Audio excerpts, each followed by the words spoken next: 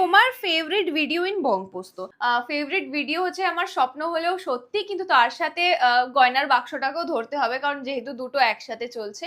তো স্বপ্ন হলেও সত্যিটা নিয়ে যদি তোমাদেরকে বলি, ওইটা শুট করার পিছনে আমাদের 4টে মানুষের প্রায় 2 মাসের মাথার খাটনি, একদিনের শরীরের খাটনি। মানে সেই দিনটা আমরা যেভাবে শুট করেছি, এখন যদি মনে করি, আমাকে কেউ বলে যে আবার গিয়ে সেম ভাবে শুট করো, যেটা আমি পারবো না।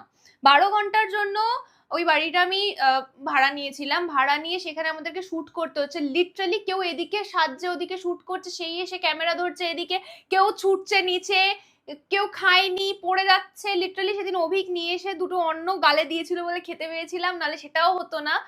খুব মজা করেছিলাম শুটটাতে, বাট খুব খুব হেক্টিক ডে ছিল। আর ভিডিওর আউটকামটাও খুব ভালো এসেছে, তোমাদের রেসপন্সও খুব ভালো এসেছে। তাই জন্য সেই খাটনিটা এখন আর খাটনি মনে হয় না। সো হ্যাঁ, ওটাই আমার ফেভারিট। তোমার favourite video in Bongposto? Favourite video হচ্ছে আমার স্বপ্ন হলেও সত্যি, কিন্তু তার সাথে গয়নার বাক্সটাকেও ধরতে হবে, কারণ যেহেতু দুটো একসাথে চলছে। তো স্বপ্ন হলেও সত্যিটা নিয়ে যদি তোমাদেরকে বলি, ওইটা শুট করার পিছনে আমাদের 4টে মানুষের প্রায় 2 মাসের মাথার খাটনি, একদিনের শরীরের খাটনি। মানে সেই দিনটা আমরা যেভাবে শুট করেছি, এখন যদি মনে করি, আমাকে কেউ বলে যে আবার গিয়ে সেম ভাবে শুট করো, যেটা আমি পারবো না।